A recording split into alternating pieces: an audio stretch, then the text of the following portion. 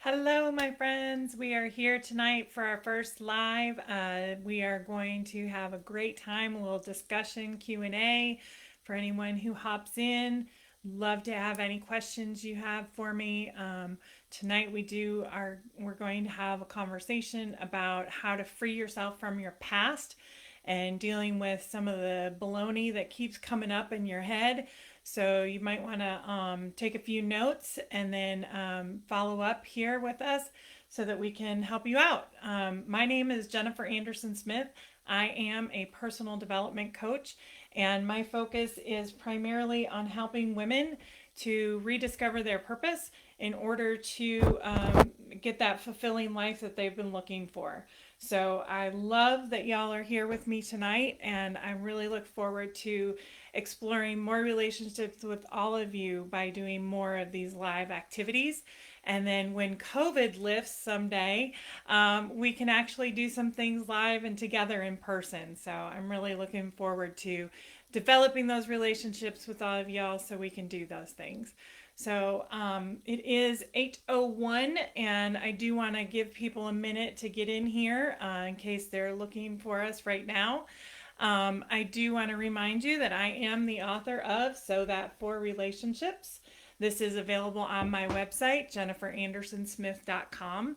The book is a memoir of my childhood and my first marriage, and the lessons that I learned during those times, going through situations that I went through, and taking those lessons and extending those to others when they were going through similar situations in their lives. So this was something that I was able to step away from my past and think about what had happened and think about how I felt about it and really take the time to process it. And I did that a couple of different ways. I used expressive writing, which is a form of journaling, but it's a very specific form of journaling. So I used expressive writing, and I used some emotional intelligence is what one would call it, where basically you're giving yourself permission to take a moment, assess your feelings, assess your emotions, recognize if those feelings and emotions are accurate for your situation, and then deciding how to act on them based on your assessment. So that's kind of what emotional intelligence is, and that's what I use to really kind of help things flow a little bit better for me. So tonight we're going to talk about freeing yourself from the past. Many of us have been on this earth for a little while now, and so we maybe have some things that we wish hadn't happened. But as we know, you can't really live in a world of regret. You need to move forward, and you need to be able to identify what lessons you can learn from those things. And if you can't learn any lessons from those things, you need to just move on and say, you know what? That's something that happened. No, I didn't like it. Do I wish it didn't happen? Of course. But it did, and I'm going to be okay. So we move on. But living in the past really just means that you're reliving the emotions of your previous victories as well as those defeats.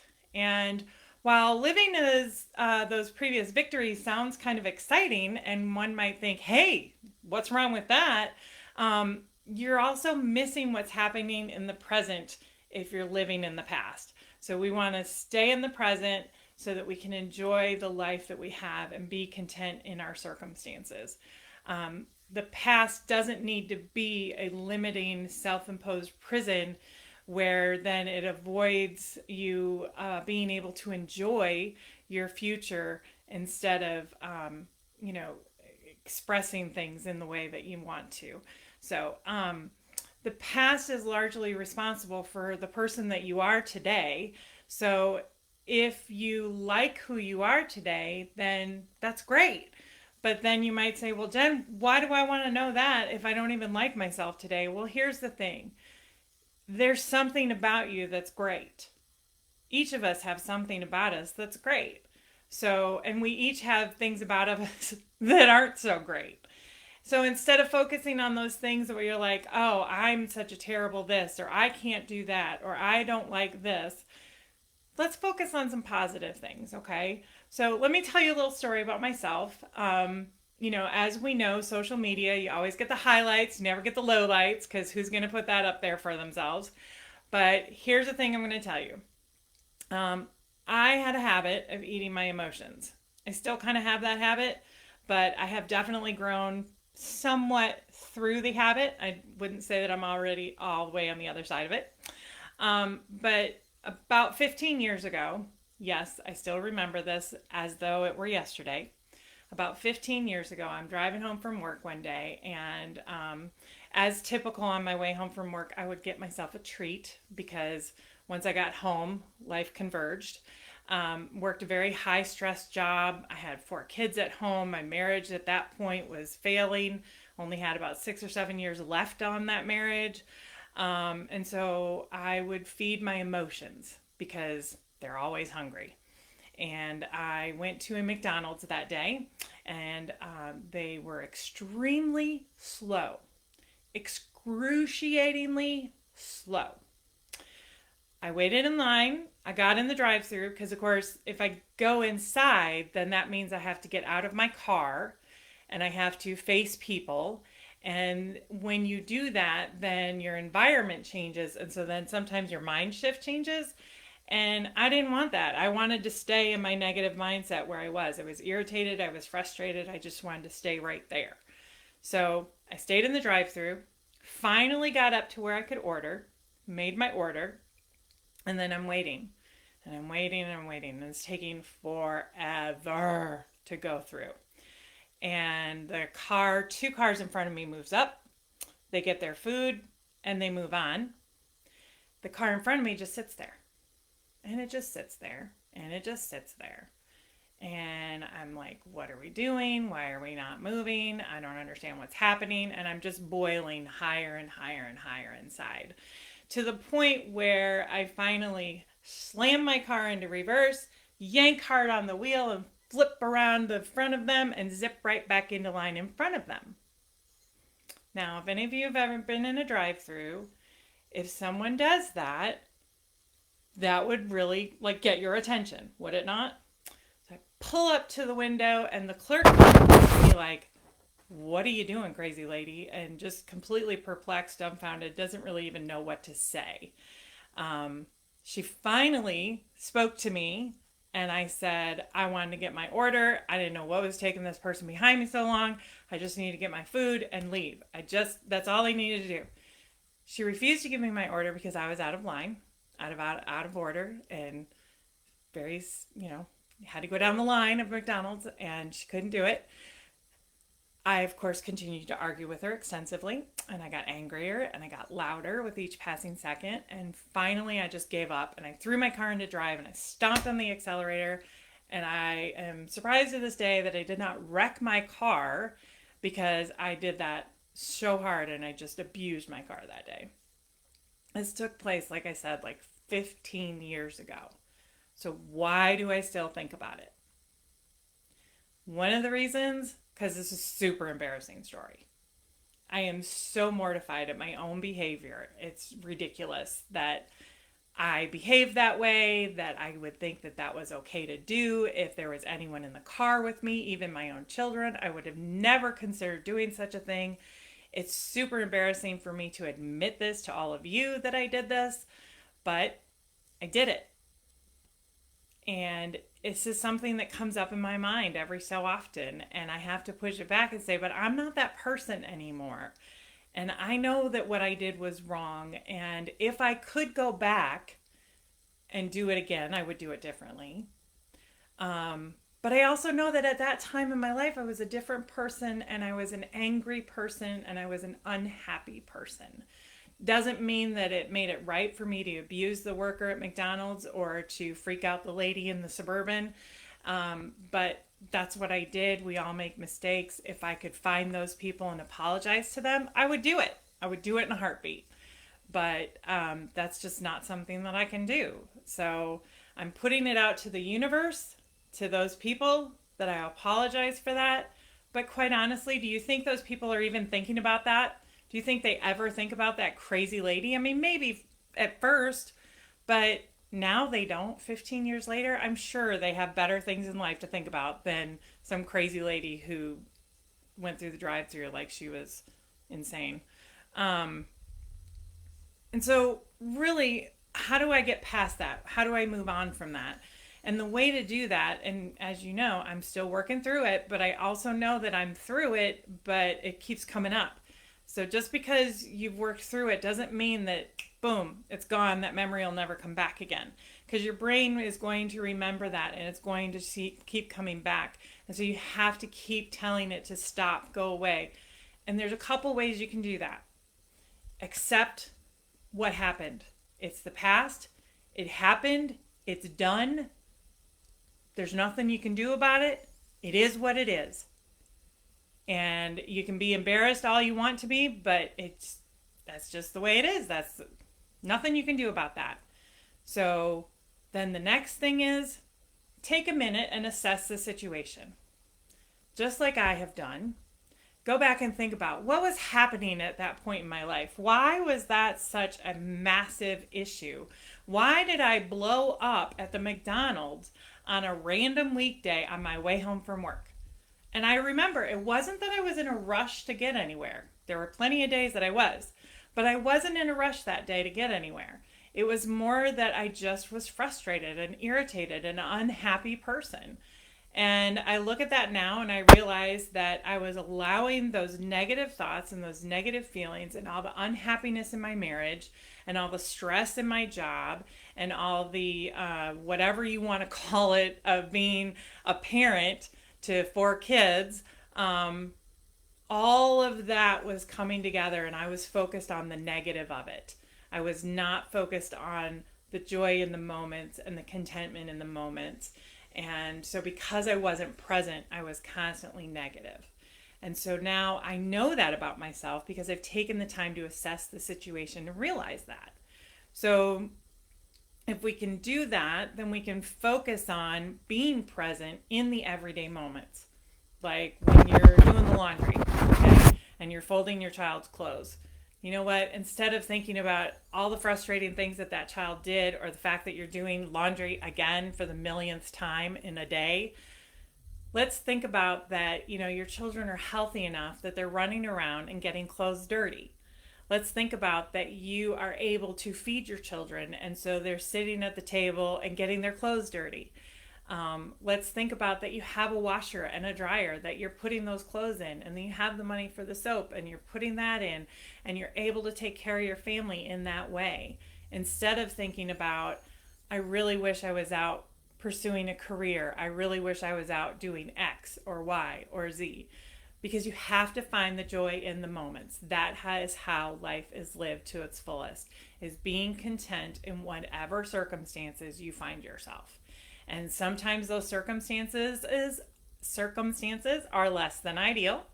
Sometimes those circumstances aren't too bad. And sometimes those circumstances are phenomenally awesome. So we just have to find that moment within ourselves and be present always.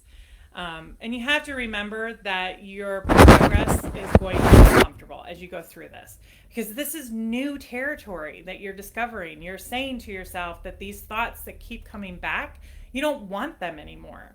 And if you don't want them anymore, then that means that you need to do something different.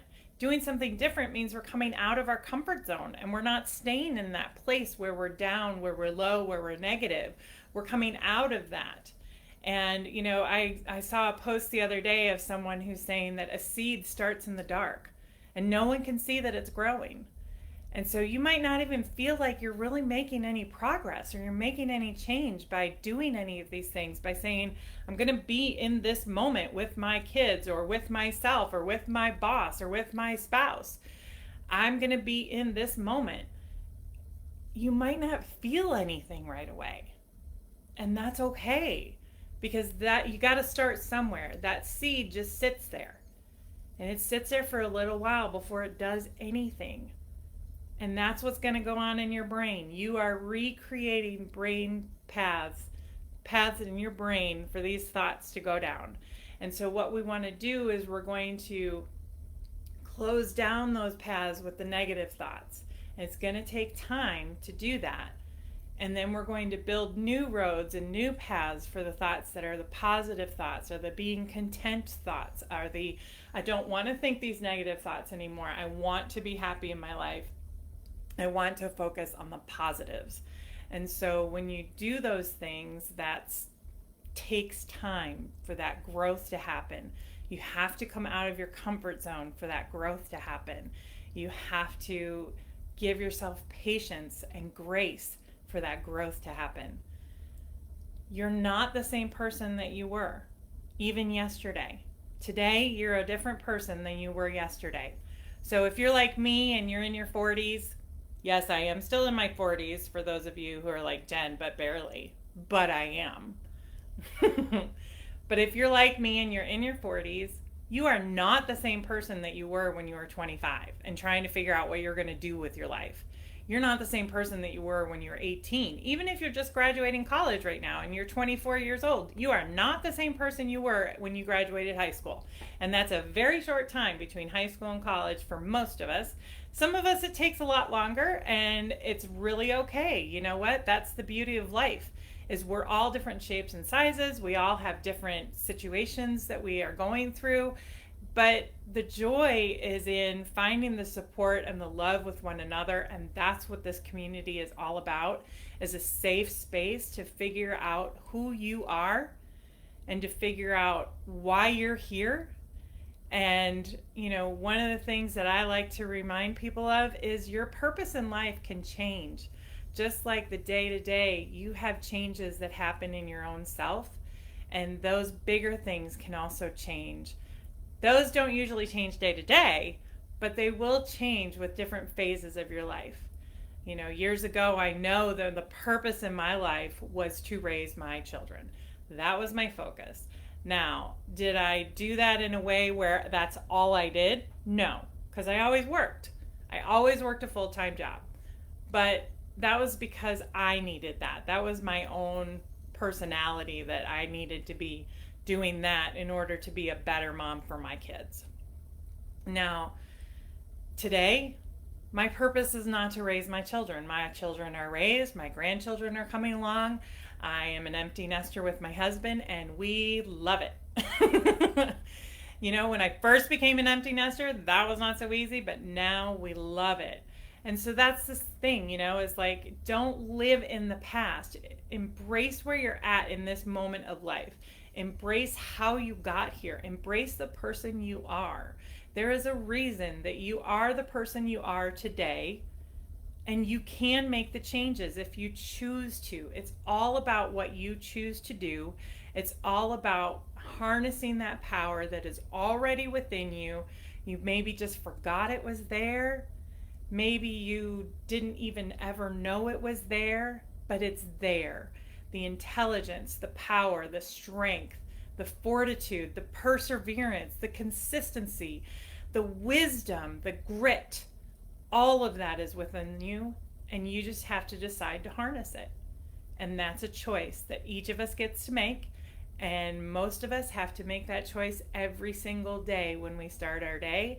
Some of us, many of us, have to make that choice as we go through the day to remind ourselves that we're harnessing that power. We're not going to let these things that are influencing our world make the decision on how we react to our world. And so I hope you enjoyed this time tonight.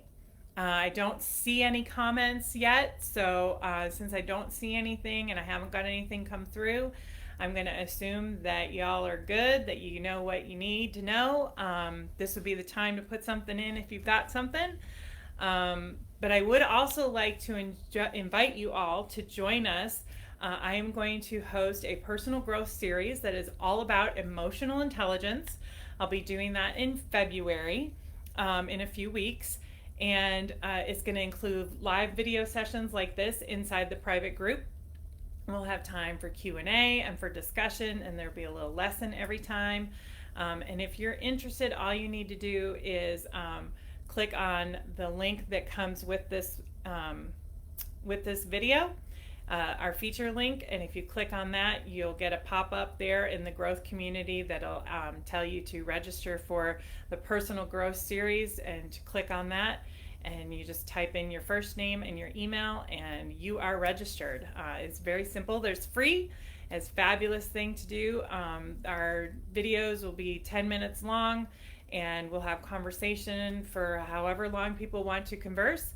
And then we can all do our homework and come back the next day. So we'll do that for 5 days starting February 15th. So I'd love to have you join us. We're going to talk about emotions. As I said, emotional intelligence is a really important tool for being able to really assess where you're at in life and where you want to go. So really appreciate you being here today. Again, I'm Jennifer Anderson Smith, and I am a speaker, author, and coach. I like to help people with their personal growth development. And our growth community here is a safe space for you to rediscover your purpose.